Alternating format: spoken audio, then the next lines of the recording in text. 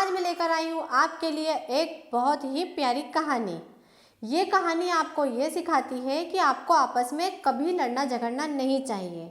आप किसी भी धर्म समुदाय के हो, आपके परिवार में कितने ही लोग रहते हो, पर आप सभी को मिलकर किसी भी समस्या का सामना करना चाहिए और आपस में किसी भी चीज़ को लेकर लड़ाई कभी नहीं करना चाहिए। क्योंकि जब आप लोग आपस में झगड़ा करते हो तो कोई और इसका फ़ायदा उठाकर ले जाता है, और कोई कैसे फ़ायदा उठाता है आप जानेंगे मेरी इस कहानी में। एक बार दो बिल्लियाँ जंगल में घूम रही थी। उनको एक रोटी मिली।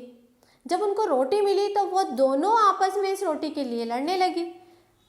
एक बिल्ली कहती थी उसे पूरी खाना है और दूसरी बिल्ली कहती थी मुझे पूरी खाना है। जब वो दोनों आपस में लड़ रही थी तभी उधर से एक बंदर निकला। बंदर तो चालाक था।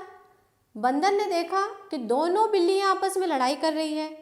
वो उनके पास पहुंचा। उसने कहा, बिल्ली मौसी, आप दोनों आपस में क्यों झगड़ा कर रही हो? बिल्लियों ने कहा, ये रोटी हमें मिली है और हम चाहते हैं कि मैं इसे खाऊं और दूसरी बिल्ली कह रही है मैं इसे खाऊं।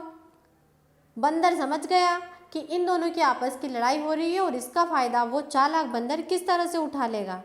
उसने दोनों बिल्लियों से कहा, ठीक है, आप दोनों आपस में नहीं झगड़ो, इसका फैसला मैं करता हूँ। मैं आप दोनों को आधी आधी रोटी दे देता हूँ, आधी आप खा लो आधी आप खा लो। दोनों बिल्ली आधी आधी रोटी खा ले। बिल्ली तैयार हो गई। अब बंदर ने एक तराजू लेके आया। तराजू के दोनों पलड़ों पे बंदर ने रोटी के टुकड़े रखे, यानी उसने रोटी को आधे आधे किया और दोनों पलड़े पे रख दिया। अब बंदर इतना होशियार था कि उसने शुरू से ही रोटी के टुकड़े ऐसे किए कि एक भाग ज़्यादा था और एक भाग कम था। बंदर तराजू लेता और जो भी पलड़ा भारी होता उसमें से रोटी का टुकड़ा उठाता, तोड़ता और खा लेता।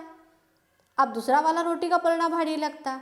उसने बार बार जब तक रोटी खत्म नहीं हो गई उसने ऐसे ही तोला और पूरी रोटी खा गया।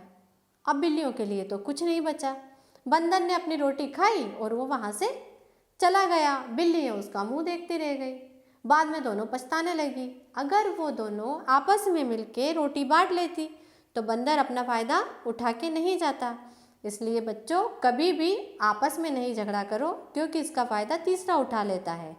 तो मैं फिर मिलती हूँ अपनी एक नई कहानी के साथ। तब तक अपना ख्याल रखें, आपस में लड़ाई झगड़ा बिल्कुल ना करें। हम फिर मिलेंगे। Bye bye.